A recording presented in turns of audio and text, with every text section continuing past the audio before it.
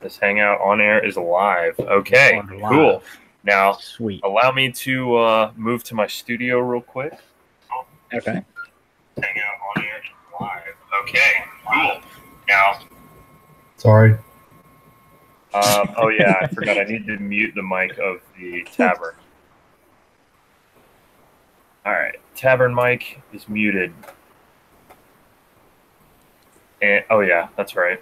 Need to screen share from the Tavern and pull up an image. Yeah.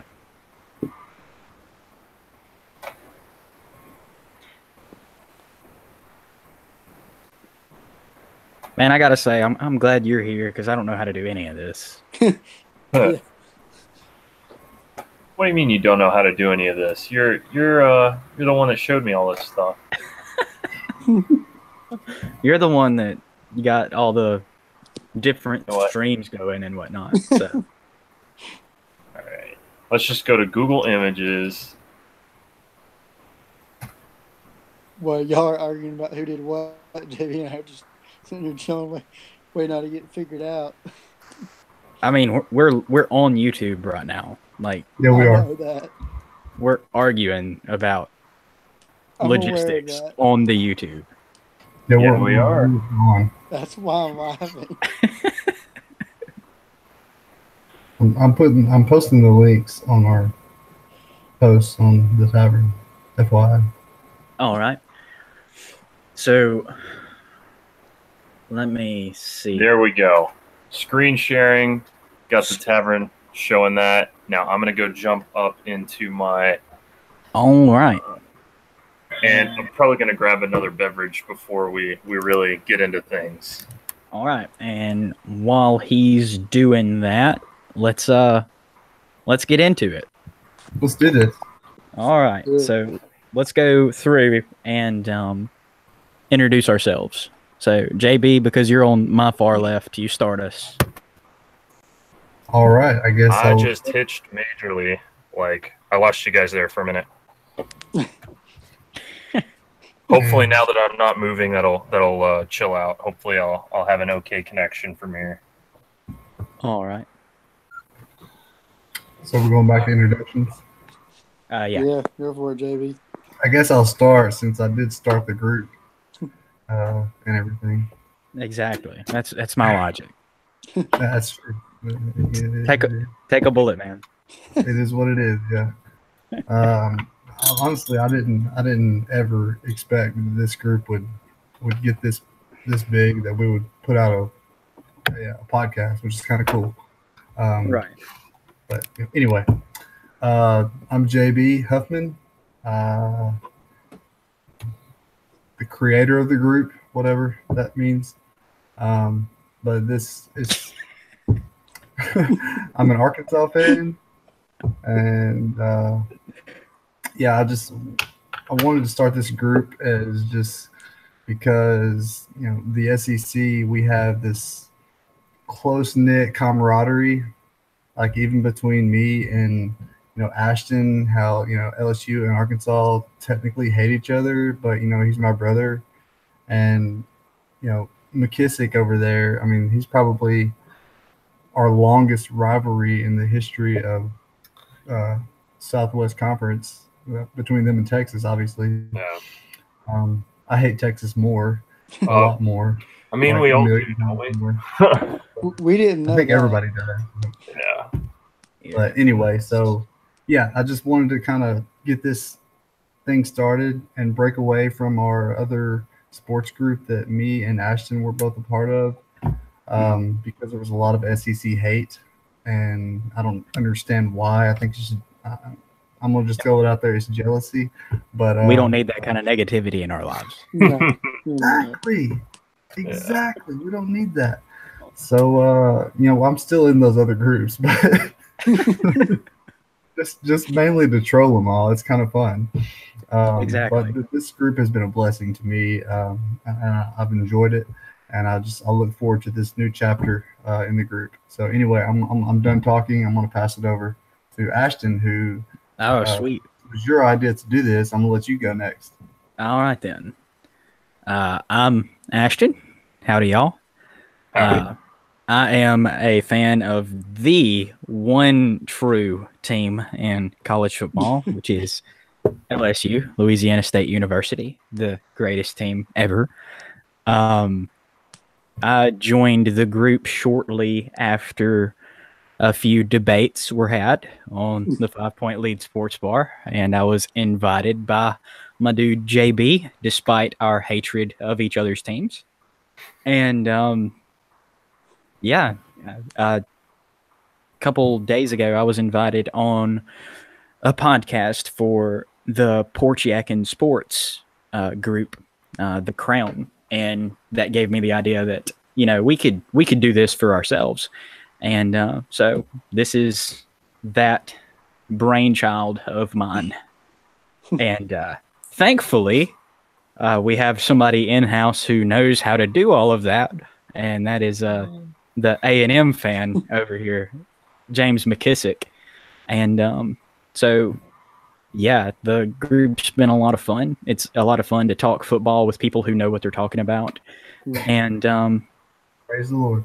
Yeah, and in our group, it just means more. So, amen to that. Gonna pass it over to James over there and let him introduce himself. Howdy, y'all. So I guess I'm an Aggie.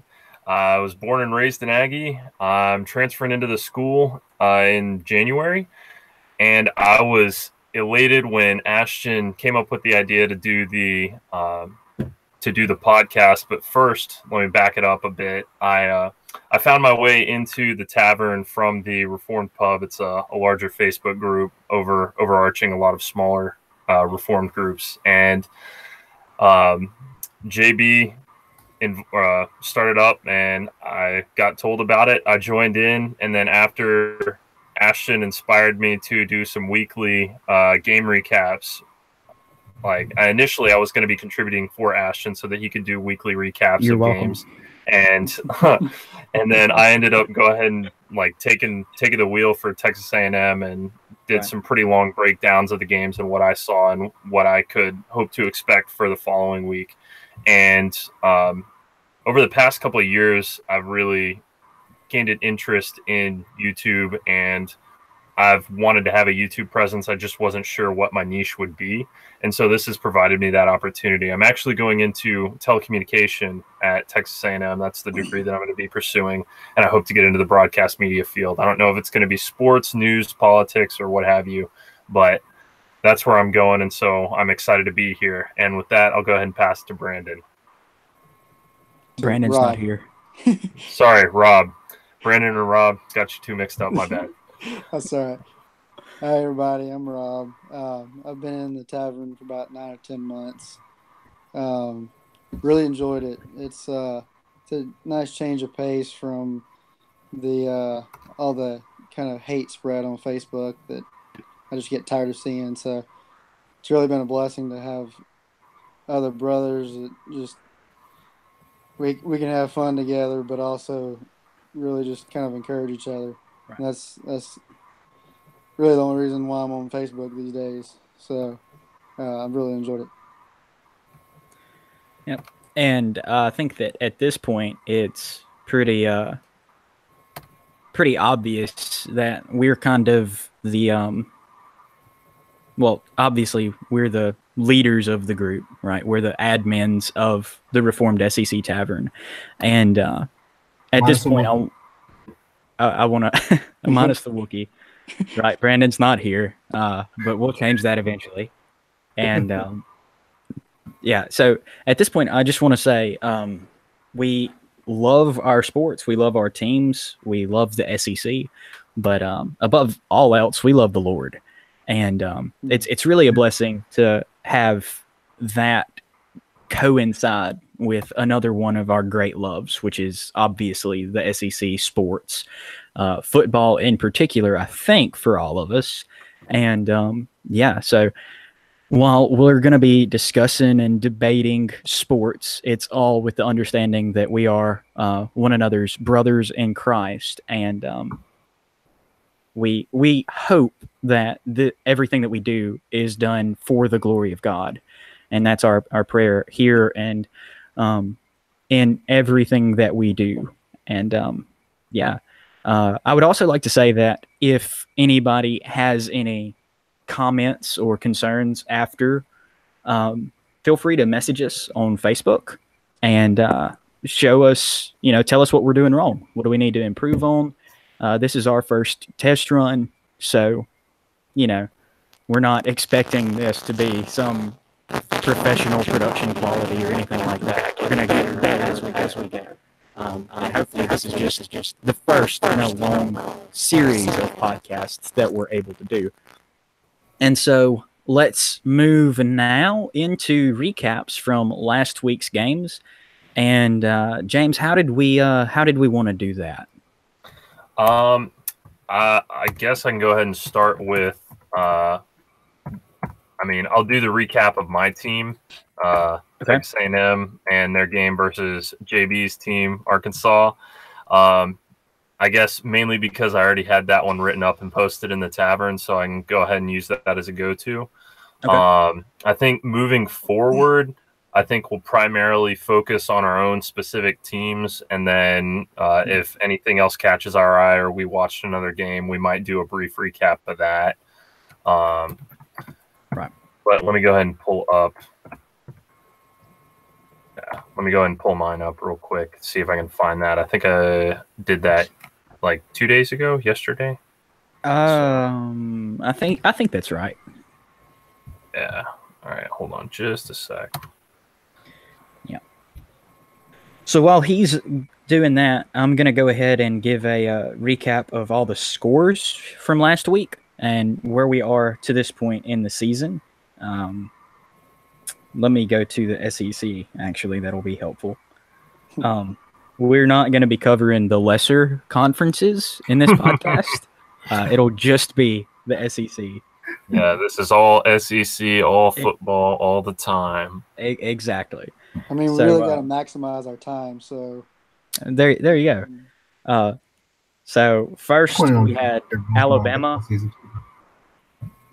We had Alabama playing against Louisiana Lafayette, and they ended up winning that one easily, obviously, 56-14. Texas A&M beat Arkansas 24-17. Georgia beat Tennessee 38-12. Auburn played Southern Miss and won that game 24-13. Vanderbilt squeaked out a win over Tennessee State 31-27. Florida survived against Mississippi State 13-6. Kentucky beat South Carolina 24-10, and LSU hung a great W over Ole Miss 45-16. I just realized I save all my recaps as Word documents on my computer. I didn't have to go search the Tavern for that. All right, so I'm going to go ahead and skim through my recap. Week 5 is come and gone, and Texas A&M barely escaped Jerry World with a win over Arkansas, and props to them for sticking it to us. Better than they have anyone all season, and shame on us for letting them. I don't know how or why, but the Aggies, despite always outmatching the Razorbacks, still somehow managed to make it a close game. Things that I noticed in this game was Kellen Mond was more of the same old. He's got wheels and he can sling it, but his decision-making has not been up to snuff, and he threw 2 INTs this game and had no TD tosses. His QBR was a total of 33.6 for that game, and I don't know what Jimbo was thinking keeping him in, other than possibly sticking with his man, building confidence, and hopefully getting him more experience in those adverse situations. He managed to pull out a 17 of 26 completions for attempts and 201 yards, but it's still not the best we've seen of him. Our our rushing game, Travion Williams was his usual self, carried the ball 29 times for 152 yards, averaging 5.2 yards a carry and 2 touchdowns. He accounted for approximately 85% of the team's rushing, and the other contributions were negligible, totaling 26 yards on 15 carries.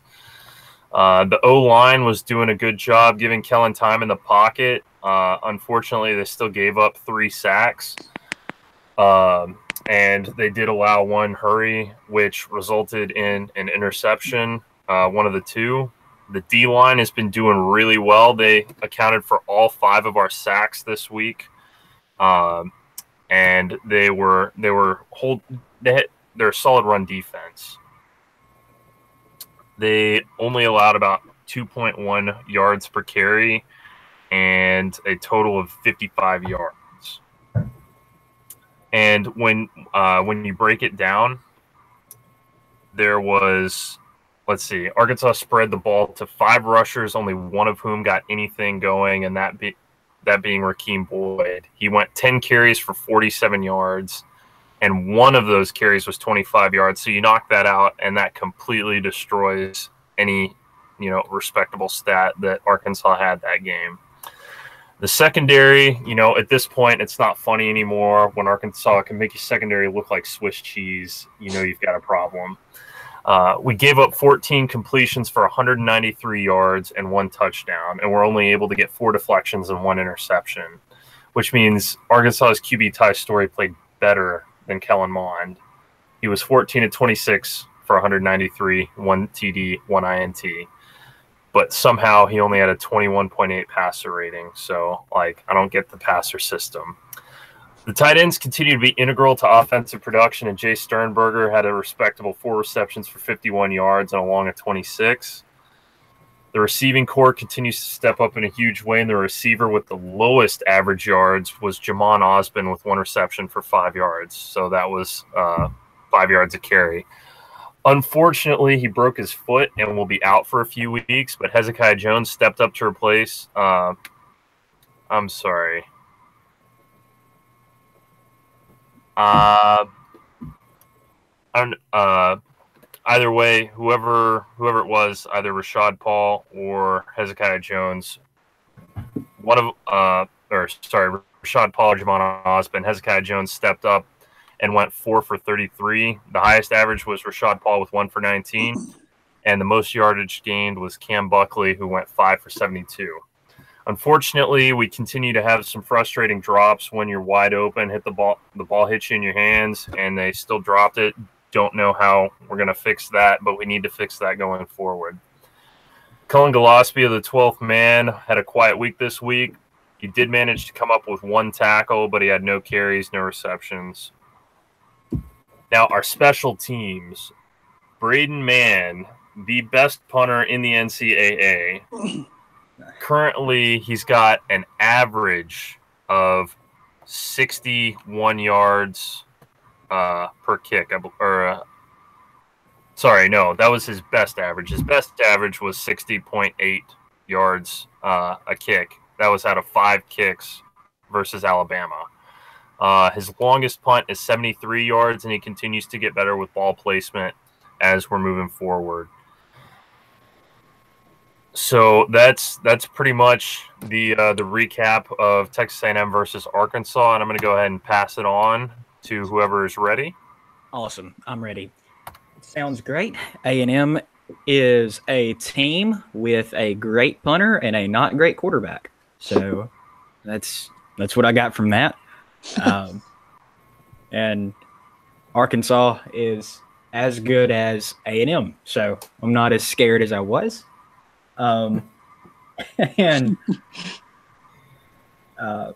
yeah, I'm gonna go ahead and recap for LSU their game against Ole Miss. It's not going to be as pretty or well thought out or anything like that as James's, right? Where he actually makes a punter sound amazing. But LSU put up 45 on Ole Miss at home. I think they could have scored more, but the game quickly got out of hand, and LSU has a terrible tendency to take their foot off the gas pedal. So we'll see where we go from there. LSU ended up with 7 for 12 third down efficiency, and that is awesome. When we're plus 50% on third downs, usually we're going to win that game. That is really the tail of the tape. Ole Miss only completed 33% of their third down attempts. LSU ended up with 573 total yards to Ole Miss's 328.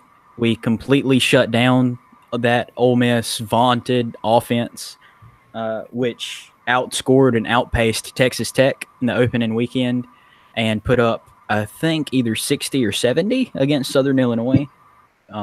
If somebody could check me on that, that would be great. And this was Joe Burrow's best game by far of the season. LSU's quarterback has struggled in the area of completion percentage up until this week, but this week he went off against the non-existent Ole Miss defense. He was 18 for 25 for 292 yards with 0 interceptions, and give me a second and I'll find how many touchdowns he threw. I don't think it was Southern Illinois. Okay, who was it? I'm looking at wait, hold on. You said Ole Miss. Yeah, they put up 76 on Southern Illinois, but they also allowed 41 points. 41. Right. So yeah. Joe Burrow was also LSU's leading rusher. He had 9 carries for 96 yards and 1 touchdown. He threw for 3 touchdowns, accounted for 4 altogether, and looked amazing. Justin Jefferson, Jordan Jefferson's younger brother, has been lights out as, I think, now the primary target for LSU. He had 5 receptions for 99 yards and 2 touchdowns, and the Tigers are looking good going to Gainesville this week. Even though they're not favored in that game, for reasons that I don't think that human beings can comprehend, but I'm not worried about this one, and I'm ready for the Georgia game the week after. So with that, I think that covers everything. JB, you want to give us the other side of that recap that James gave? You talking me? Okay. yes, sir. Yeah. Yeah. Okay. I don't have a whole lot to say because he stated what Ty Story did. So, and Raheem Boyd. I'm not going to talk about the offense, man. You know, the offense is getting there. You know, Chad Morris is a great offensive mind. That's going to be better with time. He just does not have the players that he needs right now. Okay. So it's getting better every week. It was atrocious against North Texas. It was just like we were running around. Hey, the fair catch, man. With the game that North Texas gave Louisiana Tech, I'm going to go ahead and say North Texas could compete in probably the Pac-12 or the ACC. Like they're not a bad team this year. They don't look like a group of 5 team this year. They actually look really solid. They are a very good team, and I was arguing with somebody about that on 5PL the other day. Like they were talking about how, of course, we feel bad against North Texas, and I'm like, dude, North Texas is a good team. Just because they're a group of 5 does not mean they're like trash. You know, like UCF beat Auburn last year. Hey, you need to tell Kevin Riggins that. Right. But anyway, so the offense is getting better. The special teams is trash. Like, but I mean, Brett Bielema did not have a special teams coach. They just kind of worked with them by committee. Mm-hmm. So they neglected it. And special teams has always been bad. It's just, you know, this year it's just kind of a perfect storm. Yeah, and I think Texas A&M kind of highlighted that with the opening kickoff return for a touchdown. Yeah, that was the difference in the game, man. That 30-yard touchdown. Right. So, I mean, we lost by 7. Um, Yeah. but I want to talk about the defense, man, because we've got the Chief. The Chief was not a good marriage at Texas A&M. No, I think that had to do with his head coach. His head coach didn't know how to coach a player and develop a personality. He was all about swag and no substance. That's why. And he couldn't keep the defense off the field long enough. Yeah. Yeah, that'll do it. Boils down to it. But our defense, man, it's just lights out. The fact that we held Auburn to their lowest yardage total all season. I mean, you're talking about they played against Washington and Arkansas's defense is looking for real. Yeah, legit. I mean, they've got 2 linebackers, Scooter Harris and Dre Greenlaw, that together accounted for 29 tackles, a sack, and 2 interceptions just last weekend. Yeah. Like, that's 30 tackles between 2 guys. Like, they are just – the defense is legit. I mean, and they're like I said, they're getting better every week. The way they played against Auburn. I mean, you take away Auburn's special teams scores that they had, and the field position that they had. I mean, and it's like a super close game. You take away Texas A&M's special teams kick return, and it's tied. Like, so our defense is keeping us in games. Hey, I would love to see that game go to overtime because I don't know what happens there. Right? I know. I know what happens there. We beat them like we do every year in overtime. Something about y'all being in the SEC, man, because historically we had the edge over you guys, and then y'all came to the SEC, and then y'all start beating us every year. Like, what the heck, man? Yeah, money, man. It's money. It's all about the Benjamins, baby. Yeah. Well, yeah, I don't have a whole lot to say. I mean, our defense is great. We're getting better. We are we're rebuilding, like, to the extent that no one has ever heard of before, because Bielema did not recruit worth crap for 5 years. I mean, he couldn't get Texas players worth. I mean, hey, I will say that he fielded maybe the best offensive line every year. I agree. Yeah, in college football. I'm pretty sure he had the largest offensive line in the SEC multiple years running. And I remember one stat. They were all like the average on the line was like 6'7" and 315 pounds or something ridiculous like that. That's insane. Right. But that fell off last year, though. Right. The last couple of years, yeah, the offensive line, even though they're big, they weren't talented. You know, like that's kind of like Georgia's line right now, offensive line. They're huge, but they're not playing like the size they are right now. Yeah. Well, Rob, you want to go ahead and give us the recap on the Georgia game from last week? While Rob does that, I'm going to bounce out real quick. All right, man. See you in a minute. So, get another beer, despite the 38-12 victory over Tennessee, I was not happy at all with the game because, we ran the ball as we usually do, but the issue was not with the running game nor the defense. The defense, other than giving up a couple, long plays that shouldn't have happened that got their 2 touchdowns. I was really disappointed in our passing efficiency. Our offensive line, just the pass blocking is not where it should be. It's a lot of young talent. Just we've got loads of freshmen that have all the talent. Just have I don't think it's quite developed yet. But and Fromm, I like Fromm. I think he's got a lot of talent, but I think he's not where he needs to be at this point. And that's partly him, but it's also partly just the offense in general, just not moving. I mean, we outrushed them by almost 200 yards. So, like I said, the rushing, I'm not worried about that. We've got running backs for days. Even with one of our top recruits hurt. So I'm just disappointed because I think, well, coming into this week, I think you know, I don't think we'll have too much issue with Vanderbilt, but I'm a little concerned about the games after that, the LSU game and games to come. Even right now, even Florida, just the way our offense is moving. Where's that So, Vanderbilt game going to be at? Is that home or away? that is it's homecoming, so it's at home.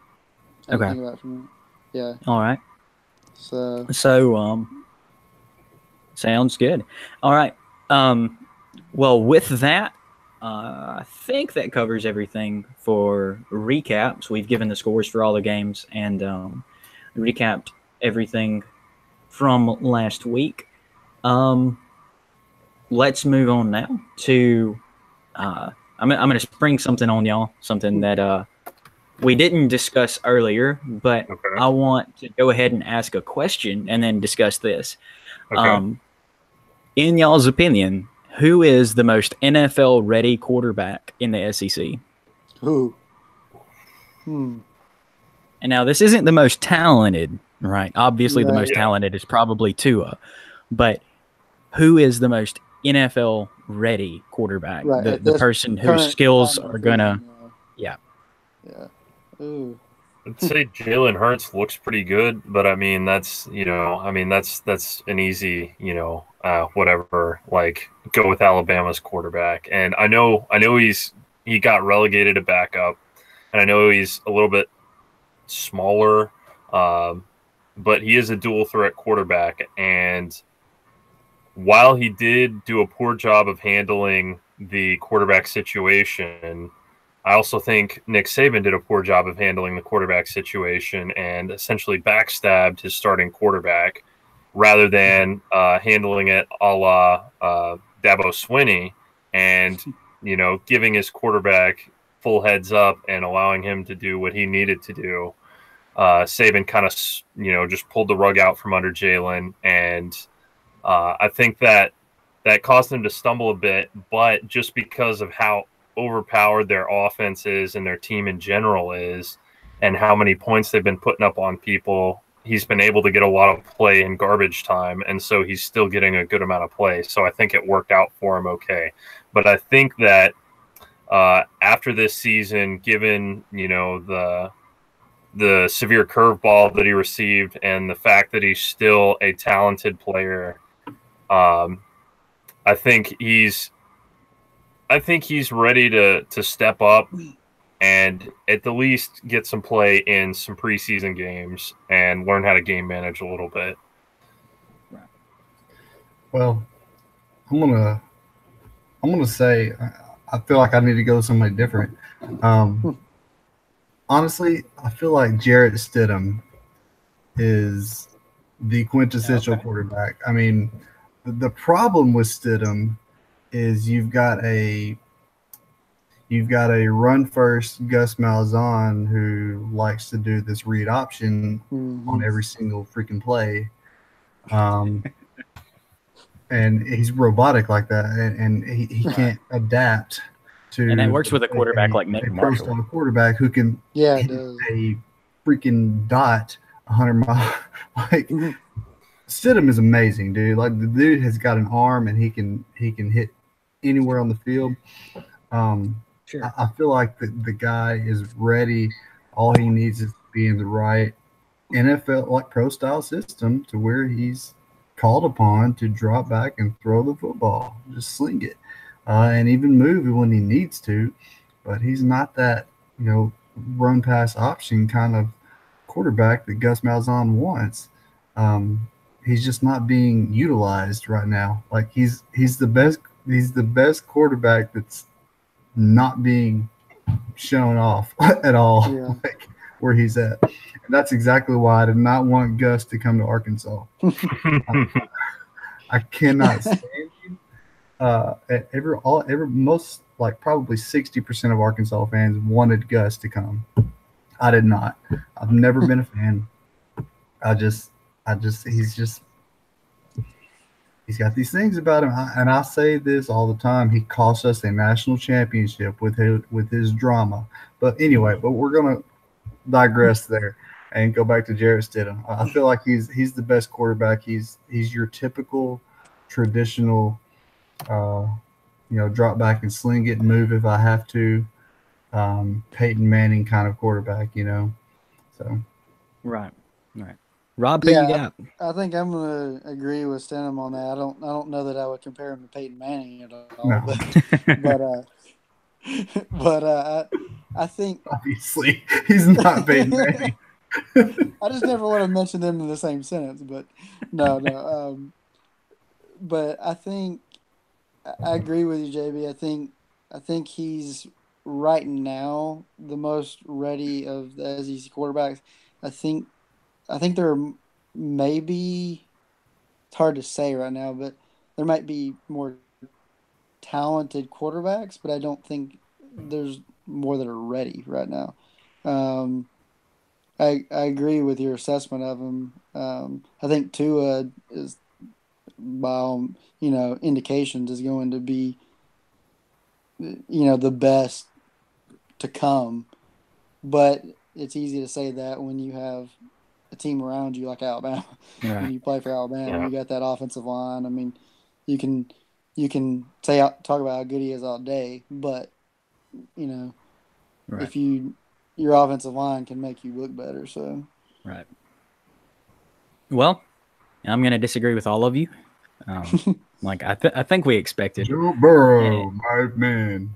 And I'm going to go ahead and say that Jake Fromm is the most NFL-ready quarterback that I've seen.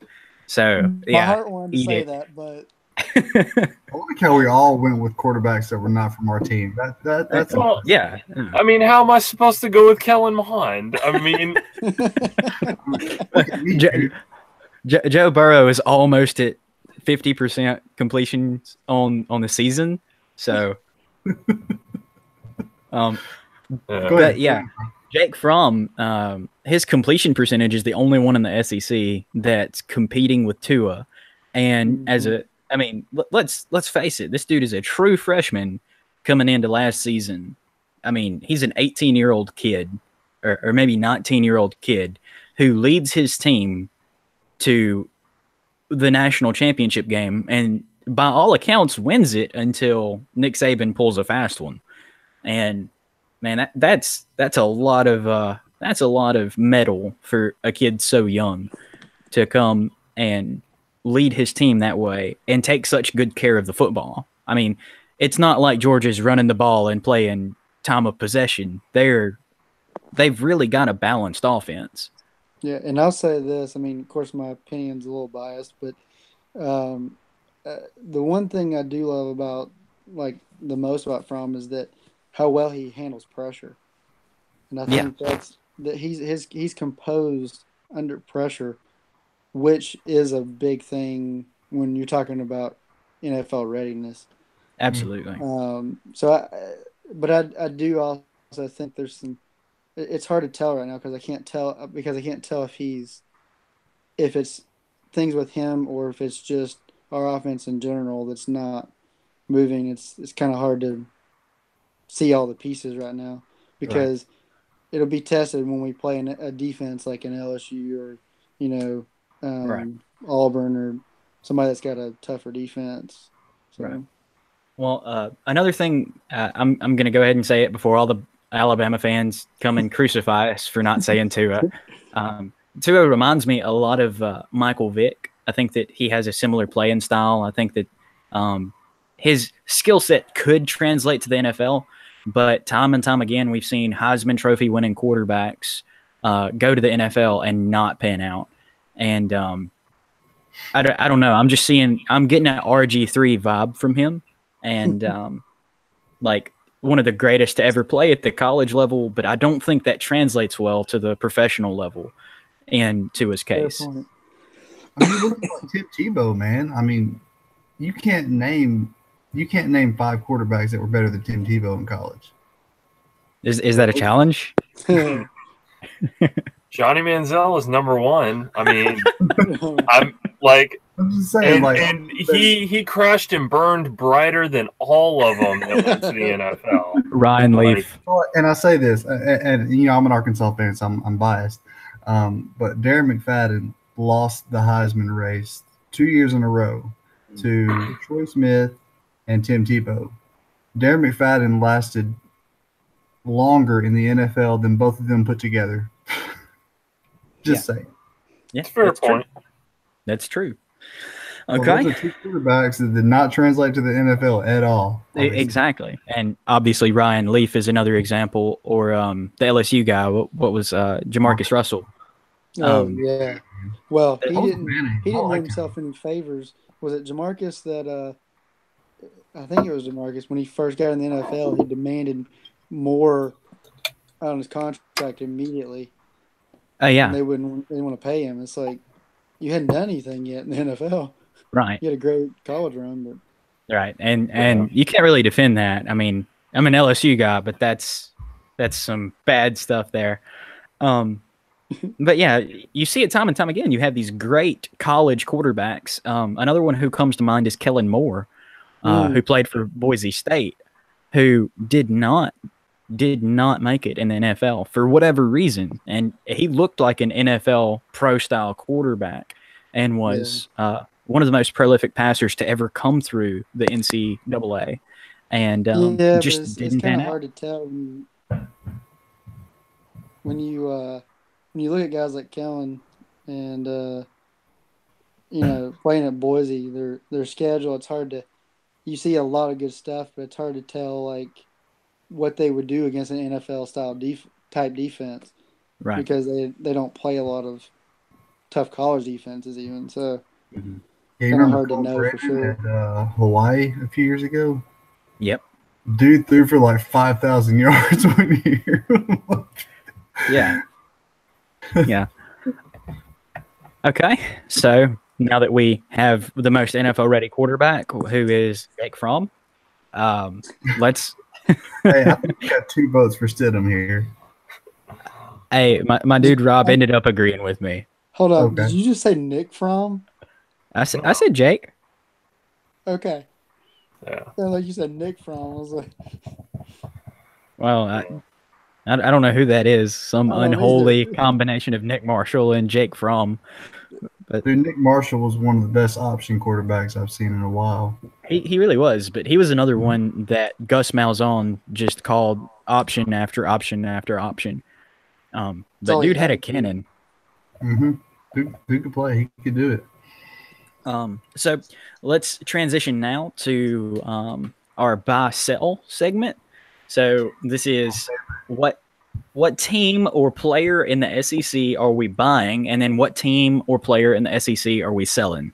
Can we just throw out the elephant in the room? Can we bring them up? Can we bring Big Blue Nation in the air now? Go for it, man. Kentucky, y'all buying or selling? I'm buying all the way. I'm selling, dude. Like they're not coming out of this week. They're not coming out of this week, man. Says the guy who's playing against them. Yeah. I'm Tomorrow. buying, man. Snell and the quarterback combination right now is just hard to stop. Yeah. I'm not gonna say too much now because, that's gonna be in my prediction. But it's like I'm selling them, dude. We're gonna spank the crap out of them. Well, don't get ahead of yourself. That's coming up. We'll have a chance to predict games, but calm down for now. I'm buying them. I'm saying that they're at least as good as Florida going into Mississippi State and beating them the way that they did. Or I can't remember if that was a home game for them or not, but they really handled Mississippi State well, and I think they're the only road game. Yeah, if I'm not mistaken. And they're the only team in the East that I think can legitimately compete with Georgia. I don't think Florida's offense is there. I'm buying them all the way. What say you, JB? I'm buying, man. Like, Mark Stoops is the perfect example of letting a coach come in and giving them time to change the culture and build a program. And Mark Stoops has just came in there and turned them from a basketball school to somebody who's freaking 5-0 for the first time in 157 years. Out of nowhere. like out of nowhere, right? And I just I feel like it's every year they've been getting better and better and better. And the problem with Kentucky is it's a basketball school. So Yeah. towards later in the year, towards basketball season, the fans kind of start dying off a little bit, so they don't have as much support. And Right. I feel like that plays a role in how good they do on the field. Sure. So, but I'm hoping that this year that they will finally get behind their team, and I think tomorrow with the win against Texas A&M, they will finally get behind their team. Just jumping the gun all the way around. I'm almost surprised to hear you say that, JV, considering how much you dog Big Blue Nation. Dude, Kentucky basketball is the literal devil. Like there's Texas Longhorns, and then like Kentucky basketball. Like that's only because Arkansas has been historically the second best SEC basketball team since they got into the SEC. So you mean behind Florida? So if you're the first, you're No, they're not, Kentucky? they're not the second best every year. Whoa. We just lost But if you JB. count every second best. You there? Yeah, JB, I think we lost you there for a second. Okay, You're back, though. I'm here. All right.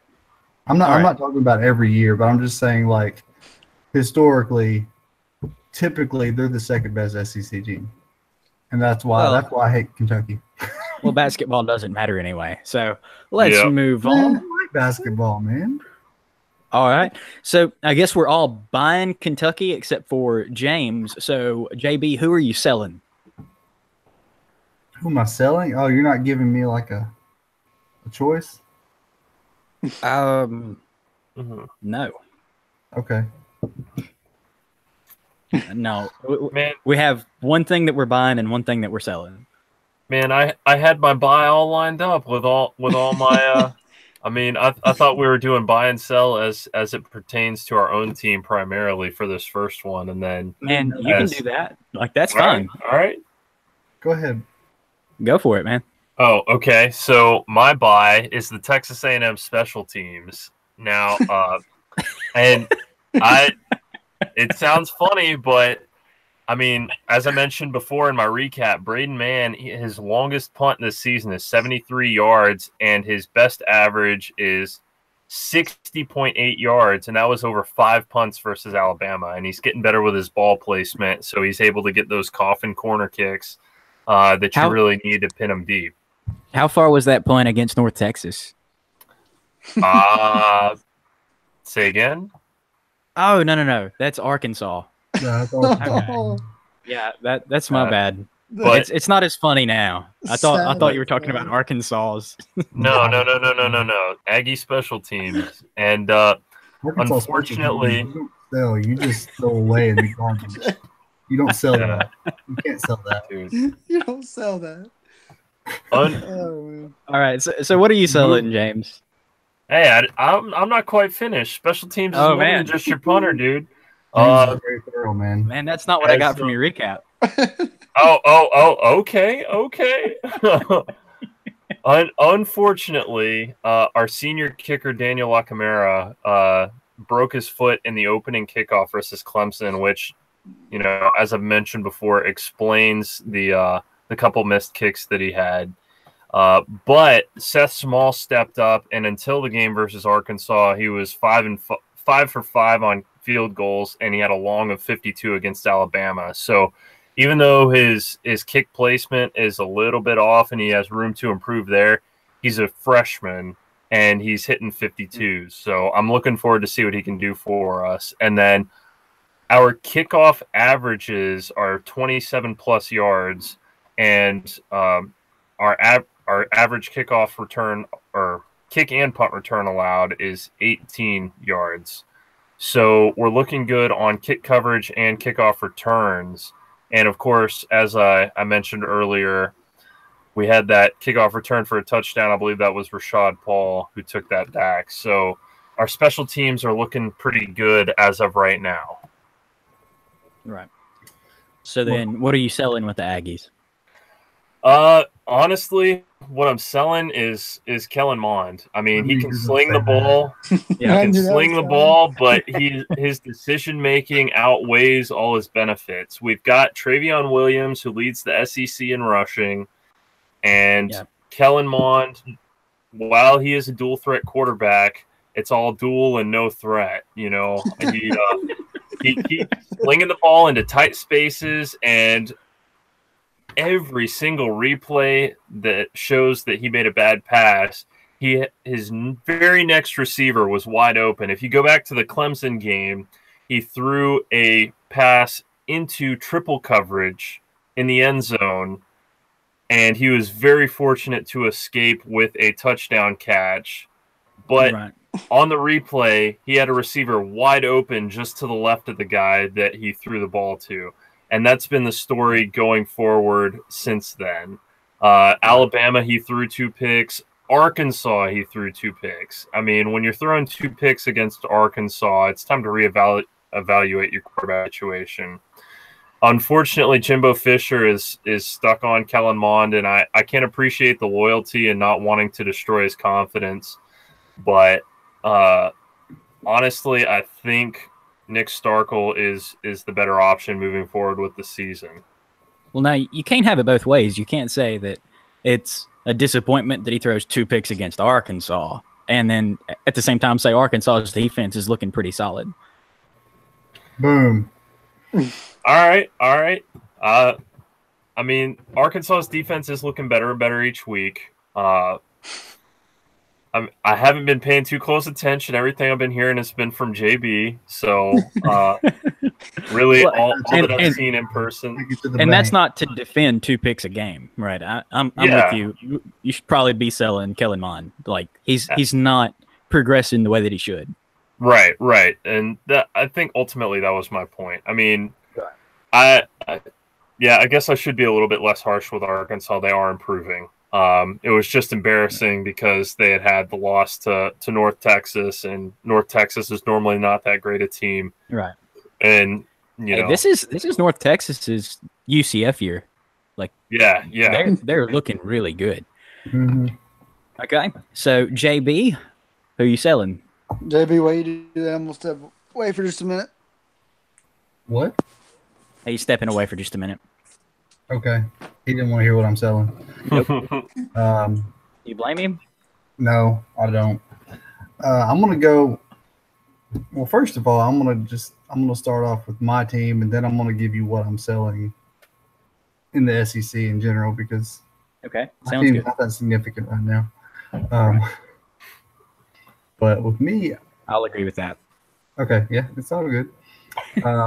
I am buying the Chief at Arkansas, man. Oh yeah. I'm buying it. Like he's. If you look at the last couple of years at our run defense and how terrible we've been, like in the history of Arkansas's program, the 2 worst seasons as far as rushing touchdowns allowed goes were 2016 and 2017. That's terrible. Agreed. But he's changing it, man. Like, and so I'm buying the Chief. Whenever he was first hired, a lot of fans were like, "He's done. He's washed up. He's over the hill." Blah blah blah blah blah. I was like, no, the guy has not forgotten how to coach. This is the same guy that was at LSU that won a national championship. That was at Tennessee and won a national championship. The guy knows how to freaking coach. He just needs the right situation, and I'm behind it. What coach is that? I'll second that. The Chief. Yeah. John Chavis. What I'm selling as far as Arkansas is concerned is the offensive line, man. I could actually put them neck and neck with the secondary. They're both terrible. But the offensive line, Bielema was supposed to be this guy who got all the best offensive linemen. And for a couple of years, he did. But then he lost their offensive line coach to the NFL, and they kind of all went downhill. I think he left because he knew it was going downhill, to be honest. But It's possible. the last couple of years, it's just been atrocious. Right. They cannot stop anybody, and it's okay with Chad Morris's system because they don't have to block for that long. But we can't run that system efficiently with the quarterback that we have. So we need our offensive line to step up. I'm selling the offensive line. We've got to get some better guys in there. Right. So to your John Chavis point, I would like to point out that John Chavis leaves LSU and goes to Texas A&M, and Texas A&M's defense doesn't improve significantly, and LSU's does with Dave Aranda at the helm, and then Chavis leaves Texas A&M and goes to Arkansas, and I'm not seeing a whole lot of difference in A&M's defense between when he was there and when he's not. A&M's a weird place, man. Like McKissick could tell you that it's a weird place. They have all the money in the world. They can hire the best coaches in the world, but it does not work out most of the time for some crazy reason. Well, to be fair, I don't think that Kevin Sumlin was a great coach anyway. No. So I mean, you've seen what he's been doing at Arizona, and he's been getting embarrassed. And it's been ugly. It's been ugly. And Arizona's been competing in the Pac-12 for the past few years. They're a solid Tier 2 team in the Pac-12, and now are they winless or do they have one win? I'll look that up really quick. But yeah, I will say, as I mentioned before, he was all swag and no substance, and he just got lucky with the first year having Johnny Manziel, who was recruited by Mike Sherman, so he wasn't even his own player. Arizona, they're 2-3. Okay, so they're a 2-win team. Yeah. Okay. So that's better than I was thinking. But when they came up against Houston, man, that was a sad game. And that was Sumlin's.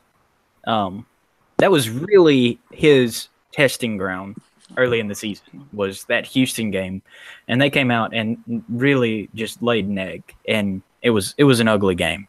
Yeah. Let me give y'all what I'm selling for a conference as a whole. Go for it.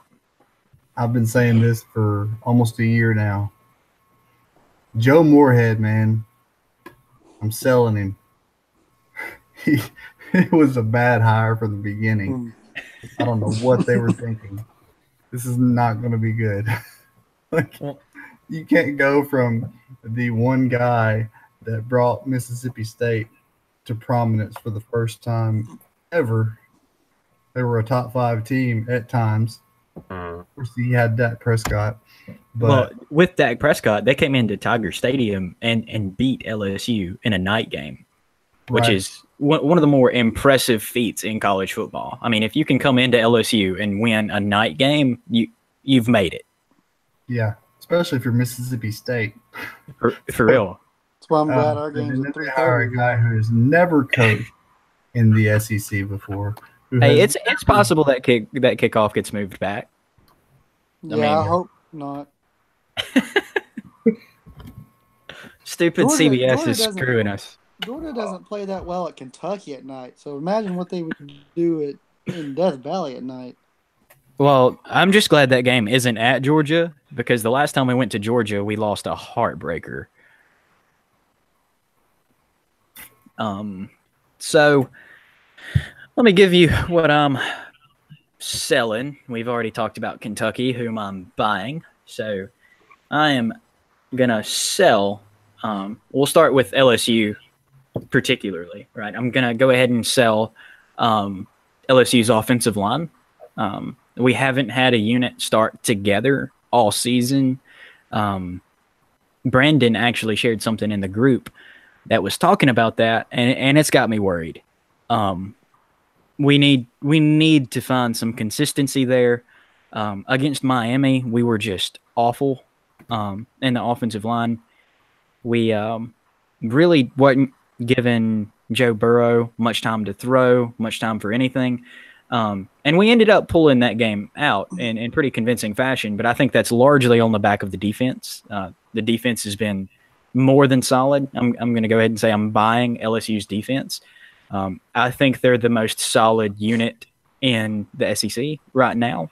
That could change, but as far as what I've seen on the field, they are turnover machines. They are yard killing machines. Like they are not giving up anything on defense unless the team we're playing against is Louisiana Tech. So, yeah, buying LSU's defense, I'm selling LSU's offensive line and hoping that our defense does what they did against Auburn and keeps us in the game in Gainesville and gets us back to Tiger Stadium where we can take on the Bulldogs. Across the conference as a whole, I'm going to go ahead and say that I am selling probably Arkansas's special teams, and I don't think I need to explain that one. So, kicking it to you, Rob. I've already went there. That's fine. Yeah. I'd say as far as Georgia's concerned, I'm buying our running game. Obviously, I mean that's the most solid part of our offense right now. I mean it's carrying us. Defense is great, but our running game is what's keeping our offense alive. I'd say I'm selling Jim Chaney's offensive play calling because I believe that's hurting us too. It's he throws a few in there every now and then that are good, but he's not as bad as Mike Bobo, but Don't argue with me, man. He was at Arkansas before. I didn't like him there either. So yeah, and I'd say as far as across the SEC, I'd probably sell Mississippi State. Other than quarterback play, I think their team's just not where they were a year or two ago. Like they're not really playing well, which doesn't really say much for the. It's not a takeaway from the Kentucky beating them, but as far as we're talking about whether we're buying or selling Kentucky, but I don't think they're there. I've got you. All right, and that takes care of our buy-sell segment. Let's go to our predictions for next week, which you animals have already jumped on. So we're going to go through every game in the conference, and we're going to try to get through this quickly. We've already been on air for about an hour, so maybe it's time to start wrapping it up. Number one, we're going to go to JB and then James and then Rob and then myself.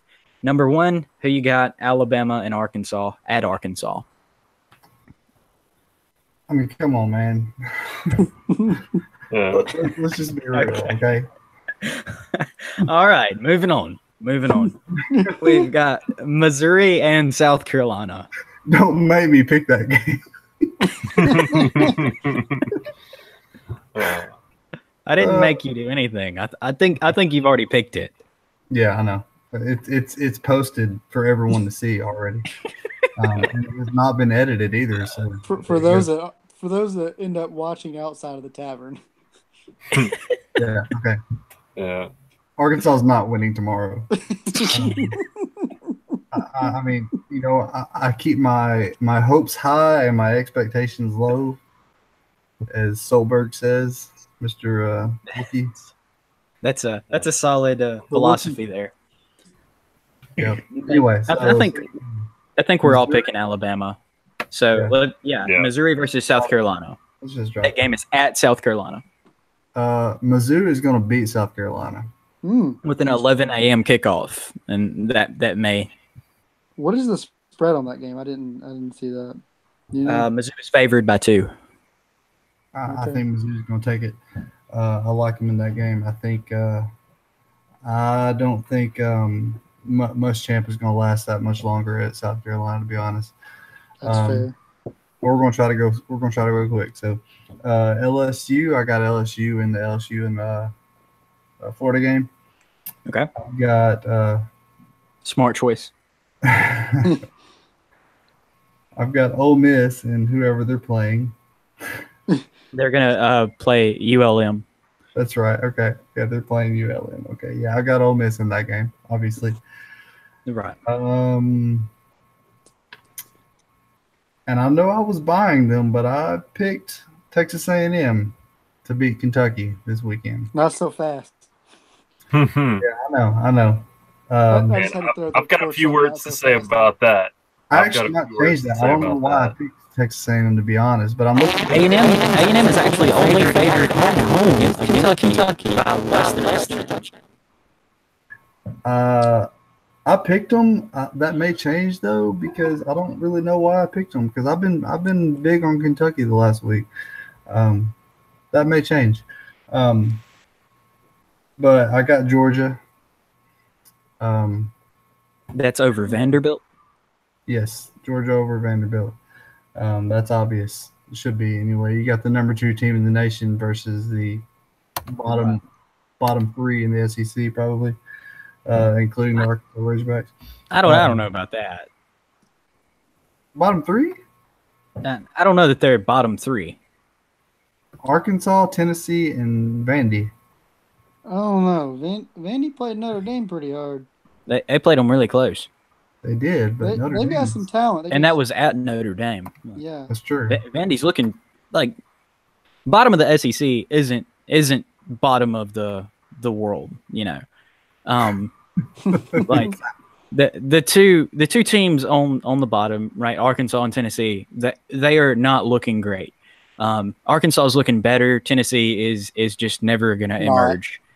And so you do have that to consider, but everybody above those two, there's some pretty good parity in the league above that. I mean, obviously you have the 4 on top, which is going to be your Alabama, Georgia, and Auburn and LSU, right? Those are going to be your 4 who consistently compete at that top rung, and then everybody in the middle is kind of there's some pretty solid competition between all of those teams in the middle of those 2 bookends. Mm-hmm.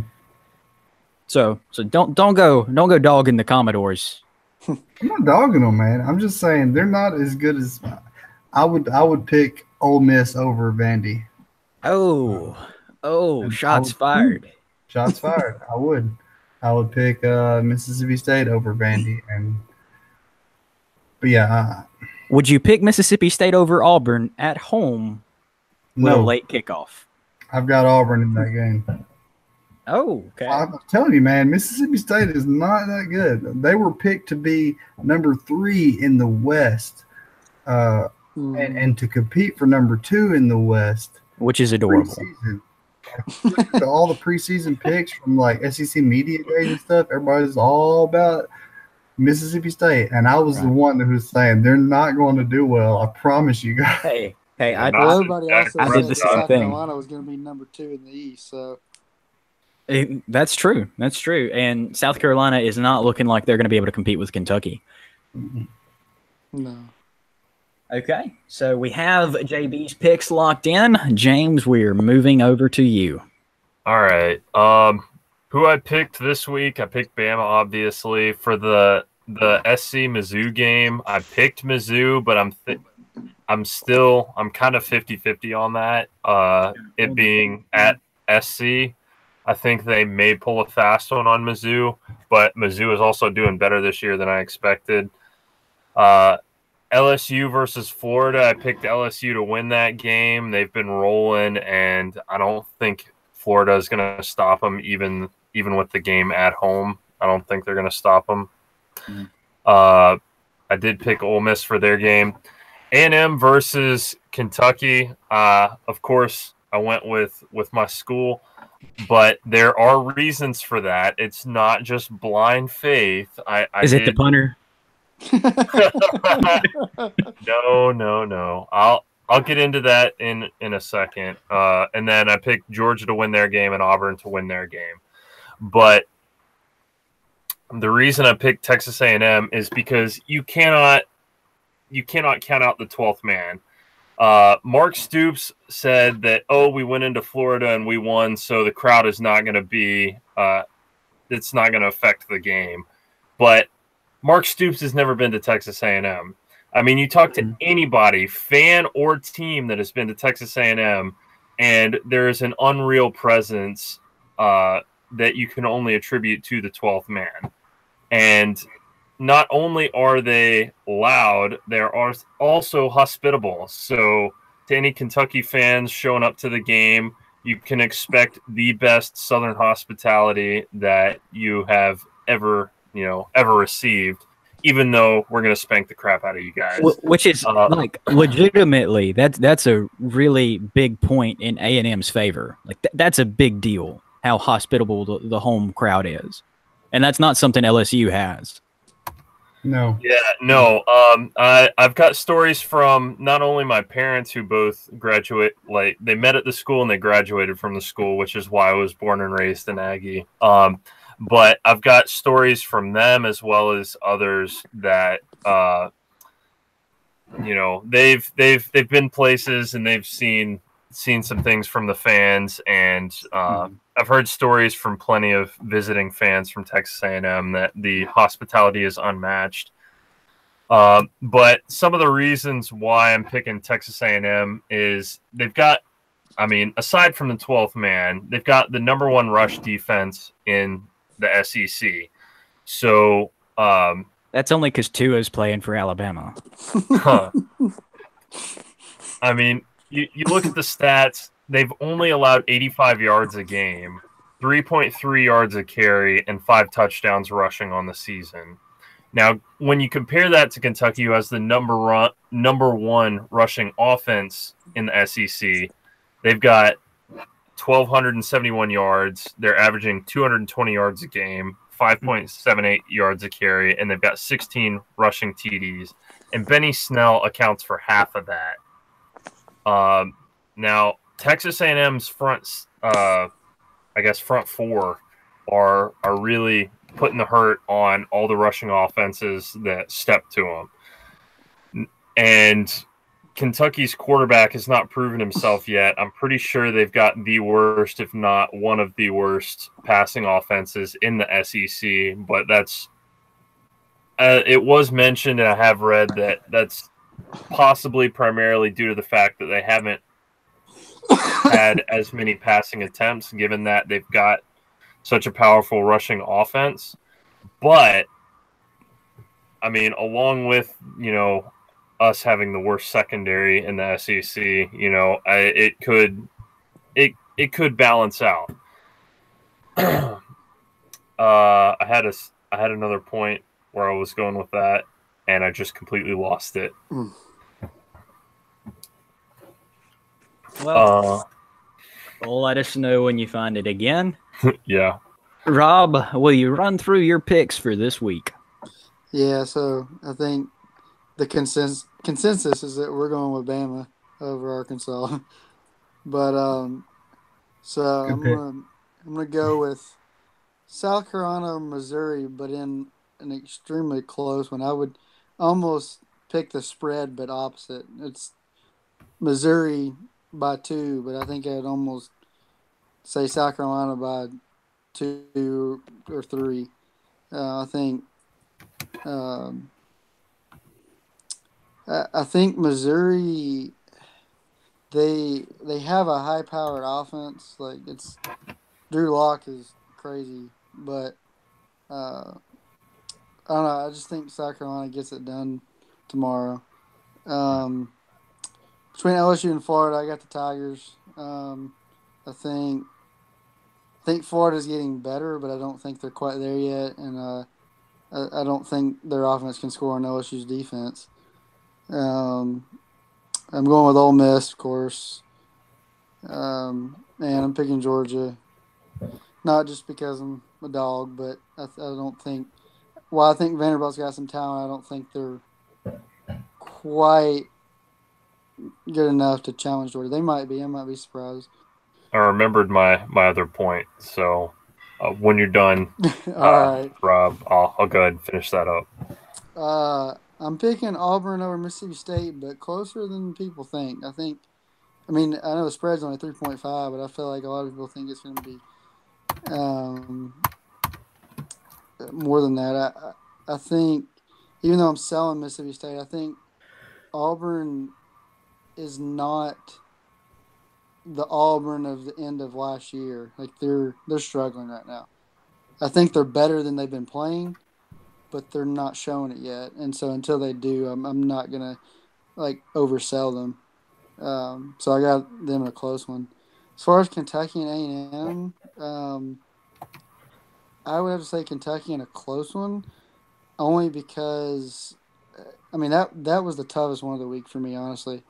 Um, I think like I went back and forth on that one, but I think Kentucky's just riding this hot streak. I think they're playing well. Uh, I did not know the stats, James, on the defense, so that does change things a little bit.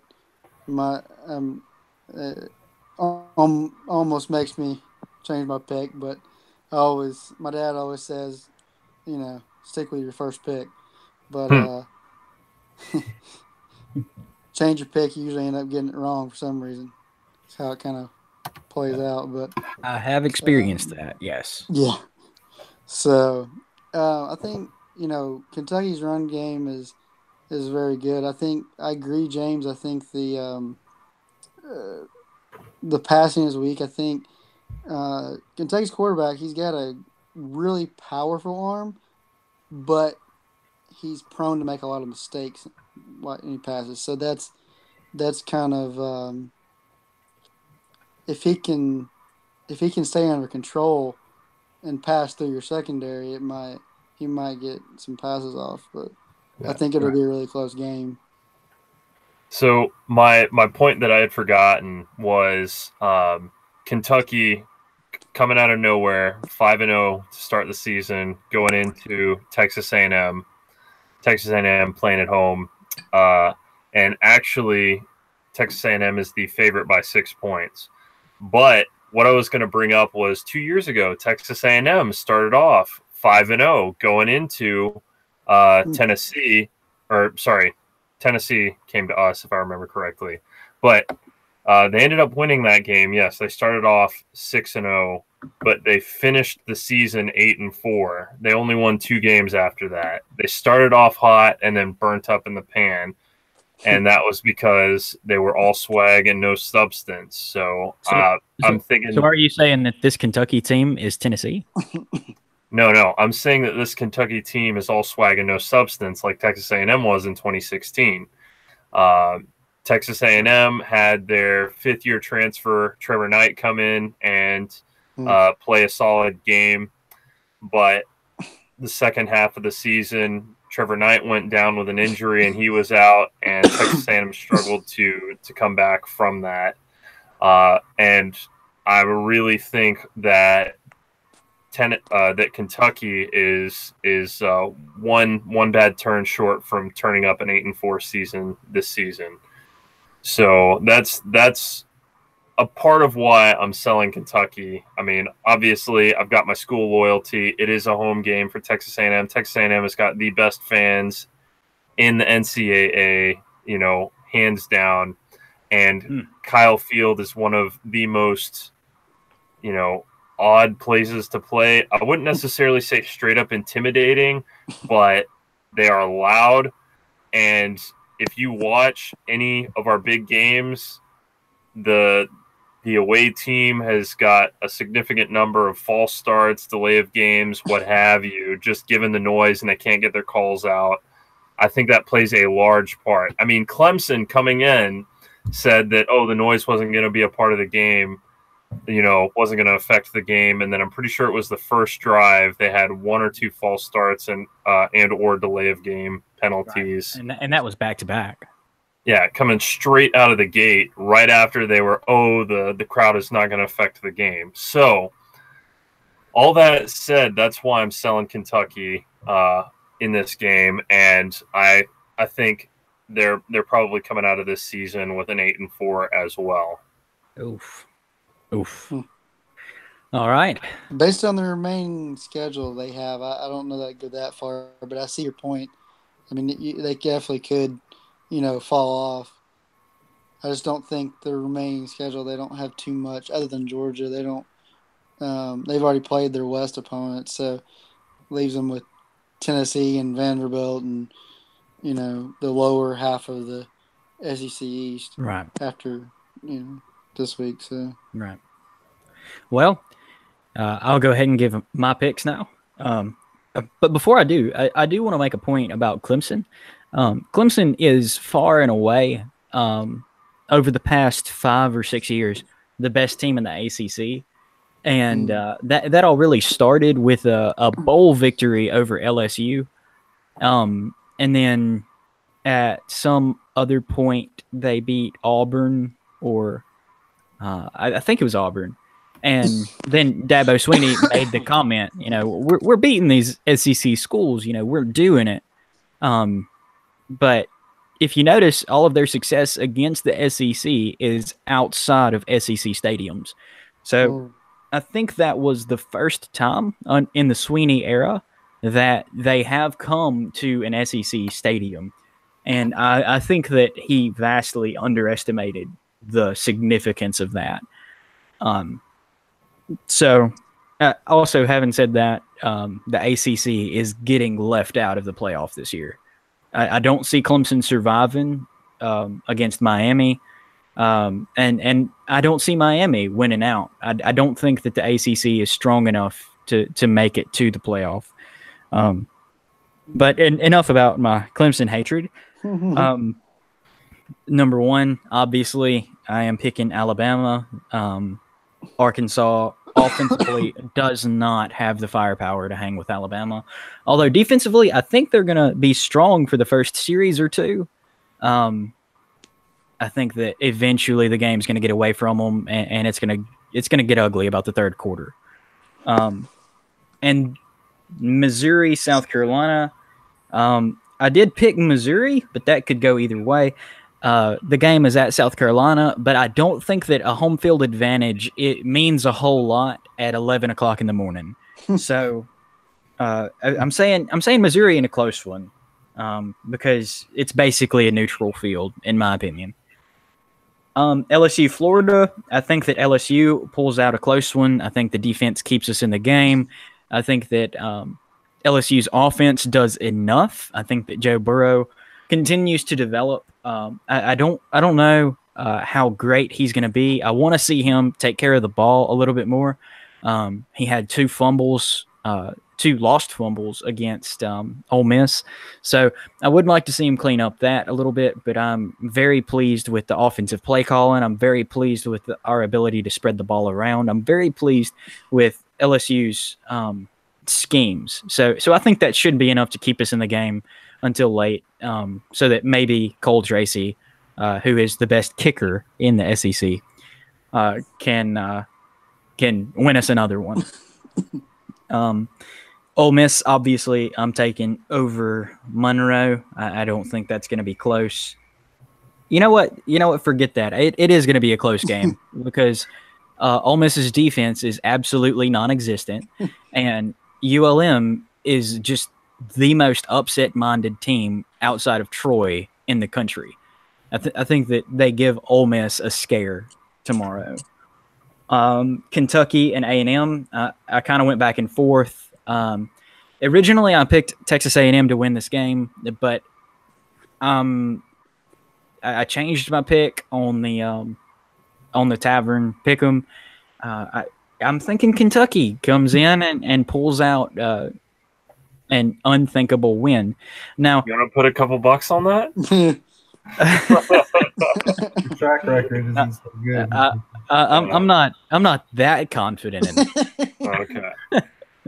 I'm not gonna lose money on this. Yeah. But I do think that it's interesting that we're having this conversation and saying it's going to be such a close game when the only 2 teams that really have shown Texas A&M up, and one of those really they didn't, was Clemson, who was ranked number 2 at the time, and Alabama, who was ranked number 1 at the time, and at home. So I think it's interesting that we're talking about this team losing to Kentucky at home against, when Clemson really didn't win at A&M. I mean, that game was lost by A&M, not won by Clemson. And then I think the refs had a little bit to do with that as well. A little bit. But well, I mean, if you make enough plays, the refs don't matter. Yeah, exactly. But yeah, I do think Kentucky does what Clemson couldn't.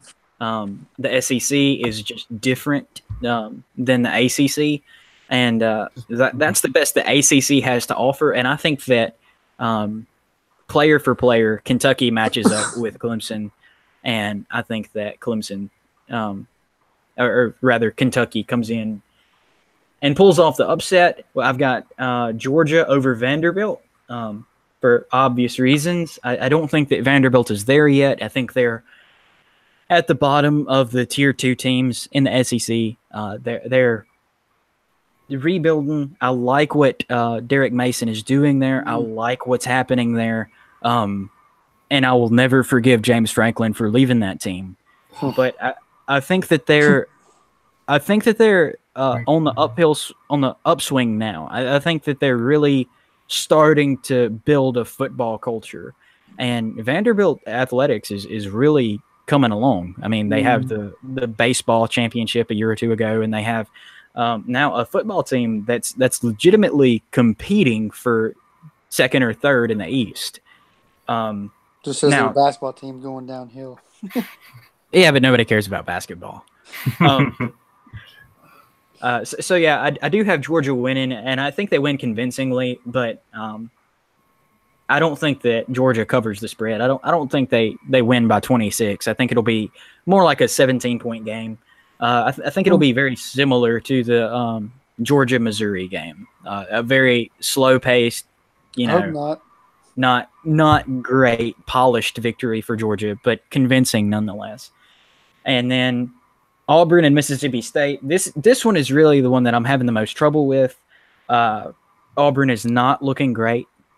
They are really struggling, and going to listen to the Cowbells at 6:30 at night. I don't know. Man, those Cowbells are just about as bad as the 2010 South Africa World Cup with all those horns, man. It's terrible, man. It's terrible. But their home field advantage is for real, especially to be. At least it's not Rocky Top. Yeah, that's true. I will say I think Auburn pulls it out in a close one, but I think it's closer than the spread indicates. I think this is a 1 or 2 point game at the end of the day. And I think Auburn wins it because they're Auburn. I don't really have a solid reason other than that. I just don't think Mississippi State can consistently win the games they need to win. And I agree. So yeah, 100%. There's our picks for the week, our recap of last week. There's our buying and selling, and our discussion of the most NFL ready quarterbacks of the conference. And I think this has been a pretty good show. What do y'all think? I think for the first one, with all the bumps and the hiccups and everything, I think it was pretty good, and it speaks well of things to come. And I'm looking forward to doing more of these with you guys. Definitely. I've got 3 random thoughts I got to throw out there. Right. Go for it. Well, first one, I have officially changed my pick to Kentucky on the Tavern. Yeah, I was giving them. Hey, yeah, I did the same thing, man. Number 2, I think it's amazing. We are part of a group called the Reformed SEC Tavern, and we all have beards. That's not as long as it was, but I mean that's a classic Reformed look, and I like it. Absolutely, absolutely. And I'm the only one present without a beer, so that's true. Yeah. Give it a year. Next football season, you'll have one too, man. Yeah, I don't know about that. I don't know. All right. Final thought though, I'm gonna have to find some new podcast co-hosts during basketball season because apparently I'm the only one who cares. Yeah. Well, you got me over here. Well, there's 2. There you go. I'm a There you basketball go. player, man. Come on. Hey, man, I'll talk basketball. It's I'm just not passionate about it. Man, I That's don't fine. pay attention to basketball enough to to be able to talk about it. Like it's yeah. Well, I grew up playing it, so for me, it's I love talking about it. I grew up watching the best college basketball team of the '90s, which is the Arkansas Razorbacks. So yeah, I grew up a big basketball fan. It was easy come to to love this basketball. millennium. Huh? Do what? Come to this millennium, man. No, man.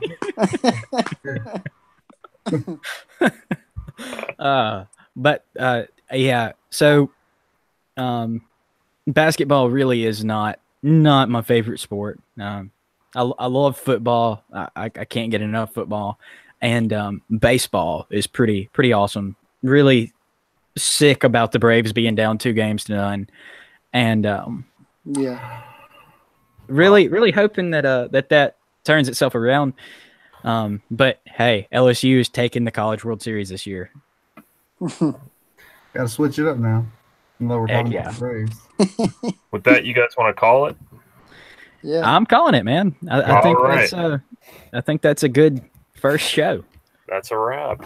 Excuse me Absolutely. while I go ahead and go shut off the stream on my other computer. We got to have a Sounds tagline. Yeah. A tagline. Cheers, Okay. because this means more. Hey, I like it. Cheers because it just means more. Stay Because we're the classy, SEC. Hey, that's a good one. Stole All that from right. Anchor Man. Just tagged SEC on it. All right. Yeah. I appreciate y'all. Y'all have a good night, and You too. it's been real and it's been fun. It's been important. Okay. With that, adios.